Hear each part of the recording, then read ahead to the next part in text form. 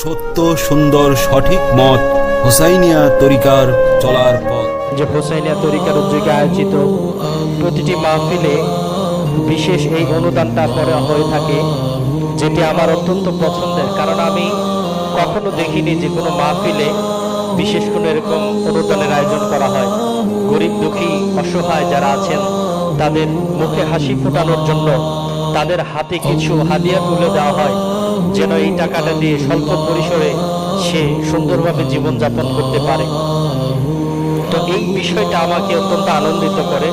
আমি দোয়া করি আমাদের আজকের মাহফিলের সম্মানিত সভাপতি যিনি আছেন সৈয়দ মোহাম্মদ মনির হোসেন মাদ্দাজিল্লাহুল আলিয়া, তার এই শুভ কাজ যেন সবসময় ধারাবাহিকভাবে অব্যাহত থাকে।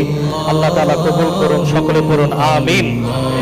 এই পর্যায়ে হুসাইনিয়া তরিকা উদ্যোগে আয়োজিত ঈদে মিলাদুন নবী সাল্লাল্লাহু আলাইহি সাল্লাম উপলক্ষে আজিমুশ-শান মিলাদ মাহফিল দোয়া মাহফিলের অনুদান পর্বে প্রথমে যার নাম ঘোষণা করব তাকে স্টেজের ডান পাশে আনার জন্য অনুরোধ করছি।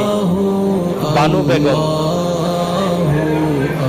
বানু বেগমকে অনুদান গ্রহণ করার জন্য আহ্বান করছি। অনুদান প্রদান করছেন আমাদের সভাপতি সাহেব, প্রধান বক্তা এবং বিশেষ বক্তা, সাথে মিন্টু সৈয়দ মিন্টু ভাইকে সাথে থাকার জন্য আহ্বান করছি।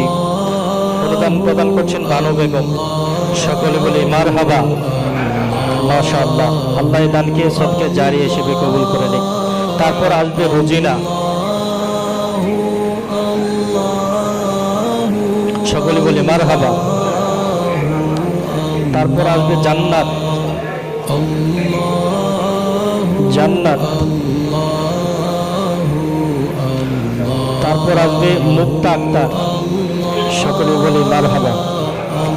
তারপর আসবে মাহি আক্তার, সকলে বলি মারহাবা।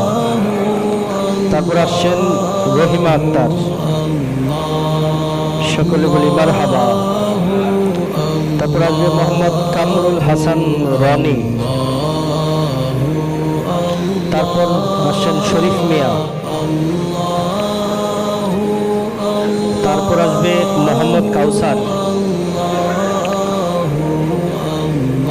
মোহাম্মদ কাউসার। তাকে প্রতি বছরই হুজুর স্নেহধন্য হিসেবে দিয়ে থাকেন, মাশাআল্লাহ।